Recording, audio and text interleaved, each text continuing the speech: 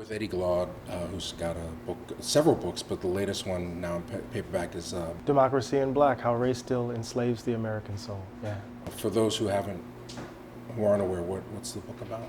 Well, it's really an account of the current state of race in the country, right? Kind of thinking about what's at the heart of the problem, and I argue that at the heart of the problem is something that I'm calling the value gap. That we talk about the achievement gap and the wealth gap and even the empathy gap, but the value gap is something much more fundamental, and it is the belief that white people matter more than others. Mm. And to the extent to which that belief obtains, we will always find ourselves under different material conditions grappling with the reality of racial inequality in this country.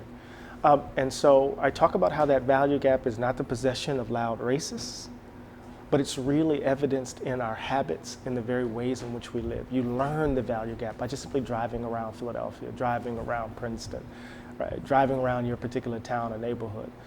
You learn the value gap in the places you work, where you go to school. If we're going to really uproot or close the value gap, we're going to have to uproot the habits that give it life. So that's the first half of the book, and how those habits are driven by fears, particularly white fear.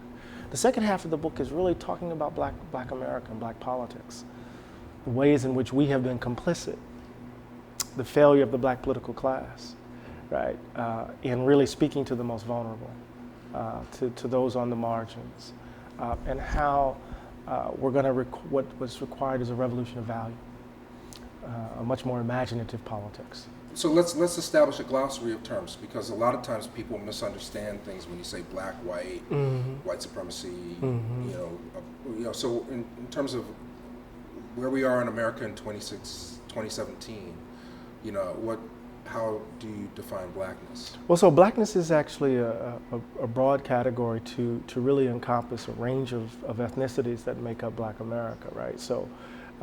My wife is Jamaican, for example.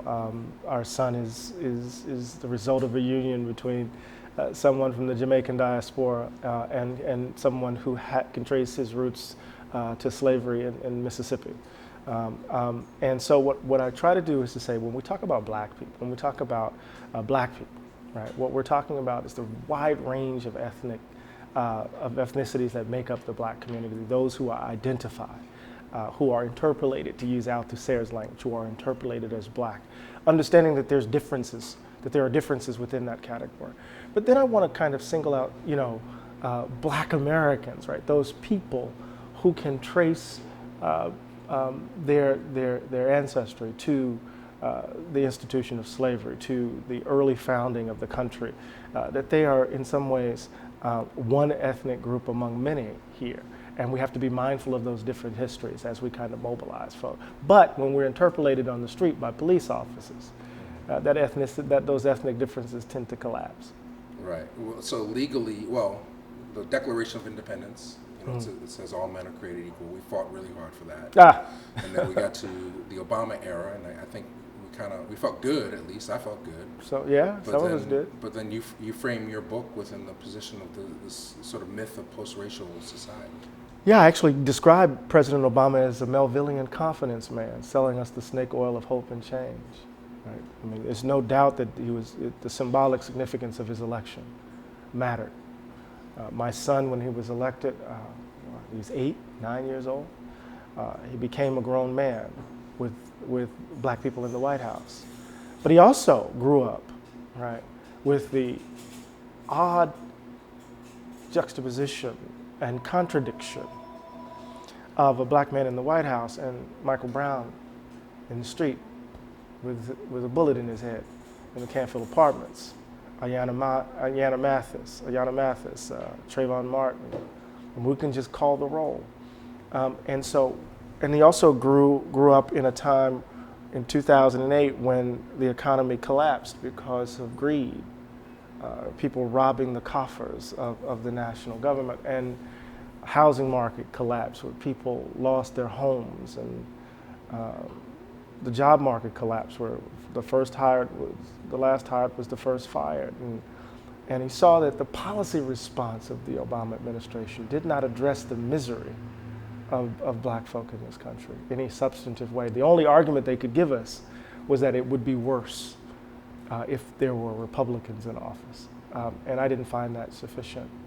So we're definitely not in a post-racial moment. Even Obama's hesitancy to speak to the realities of race. I mean, it took Black Lives Matter to push him to speak forcefully to the realities of policing in the country. But not a lot happened. Even his commission, not a lot happened. Yeah, well, it seemed like things got more racist. Exactly. But in part because of his presence in the White House. There's this sense in which, as James Baldwin would say, there is this illusion, it's a deadly illusion that some white folks have that this is a white nation in the vein of old Europe. And to the extent to which we are committed to that illusion, we seal our fate. Right. Now, in your book, you describe racism as being a congenital disease. Yeah, I get that from Dr. Martin Luther King's Where Do We Go From Here? Chaos or Community. There's a sense in which he wants to say that it is a kind of congenital disease of the country that is as natural to America as sagebrush and buffalo grass.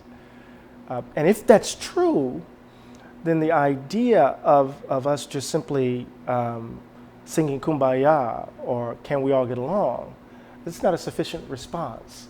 Right? It's not a sufficient response. Part of what we have to grapple with, and I make this claim in the book, is that we have to grapple with the possibility that America has actually been built true. That what we see, that what we've experienced, what we've lived, is actually a reflection of what's at the heart of the country. And this is what makes Baldwin so important to me, right? And that is, he insists that if there is going to be a different future, that it requires a fundamental transformation of who we take ourselves to be, not just simply, right, these additive approaches to racial equality. And this goes back to a basic point that actually Dr. King made, and that is that as long as we believe that racial equality is a philanthropic enterprise, that is something that white folks can give to us, then we will always find ourselves in a problem, because who are they to give me anything? Period. Okay, well, preach, brother. I'm scared of you. Well, a lot of people are starting to wake up. And a lot of people, you say black democracy, a lot of people with this current administration, it seems like they're trying for oligarchy. Oh, well, they're not trying. My colleagues at Princeton have already said we're no longer democracy, we're an oligarchy. That the top 1%, the top 1/10%, really define policy in this country. No matter, you see the poll data over and over again suggesting that the country supports single payer, the country supports policies that would in some way speak to working people, but yet we have policies that benefit those who have to the detriment of those who don't have it. In some ways, it's one of the toughest times in the history of the country to be poor because of the mean-spirited nature of the country as a whole, ruled by oligarchs. Right, but and part of the system has always been divide and conquer. America is supposed to be this great melting pot, but for some reason, if you have a certain skin color, you're not melting in as well. Well, it's like, one of the reasons why they account for Trump's election is the so-called revolt of the white working class. And it's a lie. When you look at the data, you drill down, you see that middle-class, educated white folks voted for Trump in surprising numbers. Particularly 53% of white women voted for him, even after the TMZ video. What you see is certain median income of Trump voters during the campaign is at $72,000.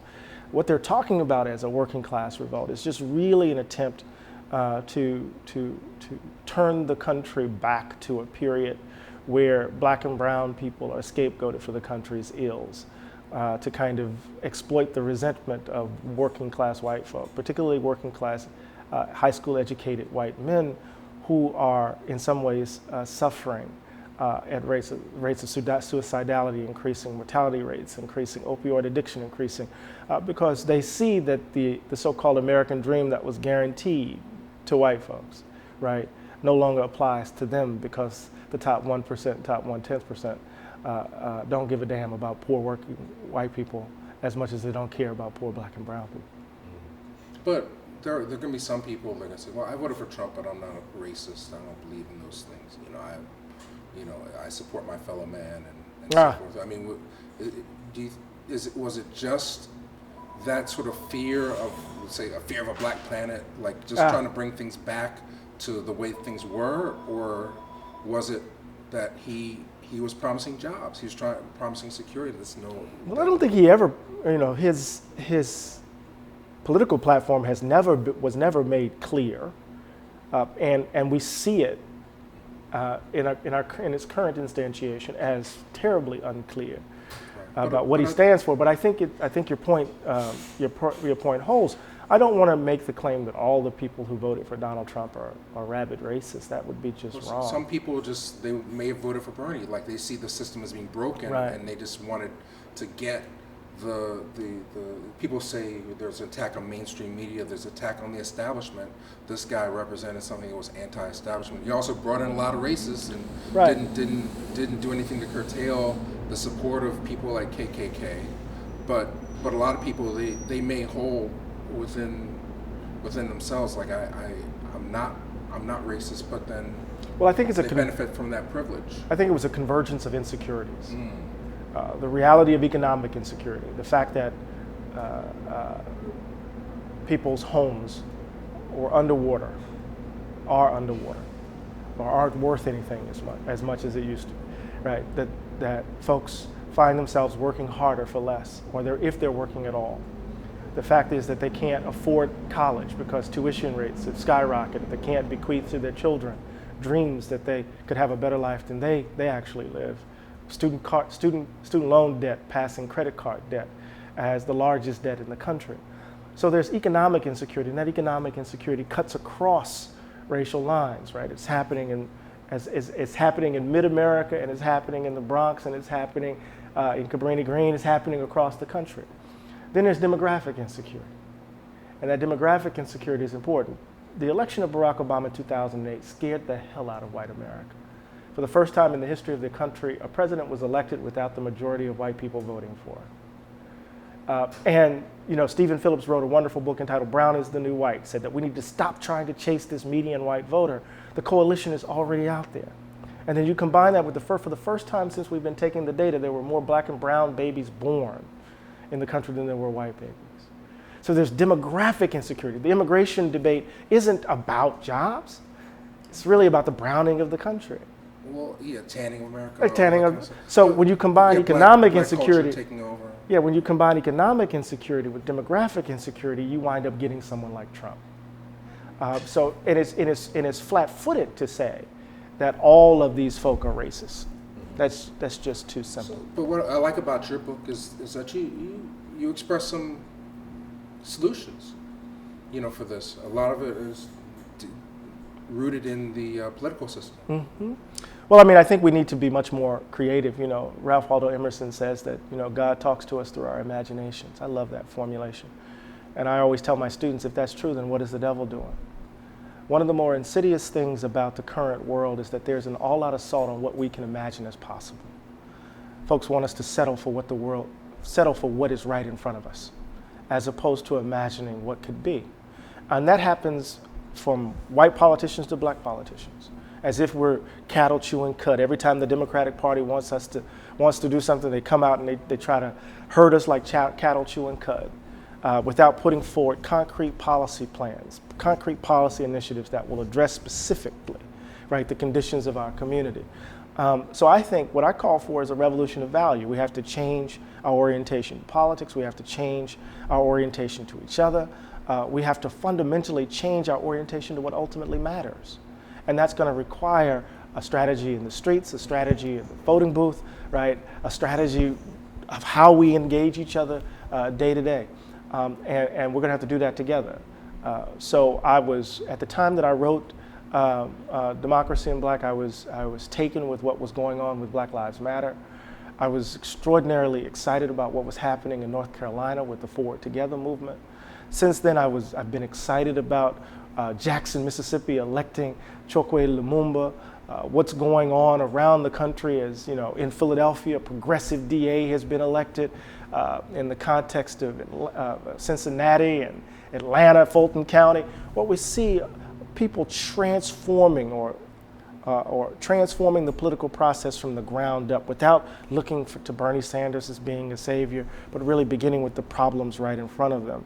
But at the same time, they understand that voting is the last thing we're supposed to do in a democracy, that we have to be organized, right, around particular issues like education, right, around policing, around jobs in our current communities. And that's not just simply waiting every 2-4 years to vote.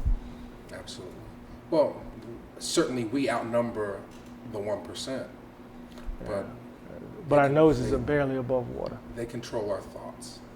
Yeah, and one of the things that's been so insidious about the current moment is that the devastation of unions, the flatlining of wages has made it such that everyday hardworking people have to spend an inordinate amount of their time trying to keep their noses above water. So it's very difficult to organize because the very basis of living is so fragile that you have to spend time making a decision. Am I going to put food on the table, or how am I going to keep a roof over my head, right? So the American working class has been so destabilized that it's very difficult for them to be organized. And because wages have flatlined. Well, I want to hit 2 more points and sure. we'll wrap it up. So, all right, so we've been here before, maybe not within our generation, but there certainly were periods like at the turn of the last century where people were being oppressed working class was being oppressed to the point where they were being locked in factories, and child labor laws, all sorts of laws were passed to affect change and make life better. A lot of people, they feel like war is a way to keep money flowing through the community, and that after World War II, and their proof is that after World War II, there were so many people that had opportunities to be a part of the middle class and so forth. So, labor unions and things like that were empowered because of the type of oppression that was faced at the turn of the last century. Now we're back in another situation where a lot of people are up against the wall and they've got to fight. It feels like the 70s. A lot of times we show documentaries from the 60s, and it feels like the same sort of revolutionary feeling is in the air, or at least the system is not working for us. We need to make some change. But then we look at what happened by the 80s. We're basically the same age. The 70s was Black is Beautiful, Black Power.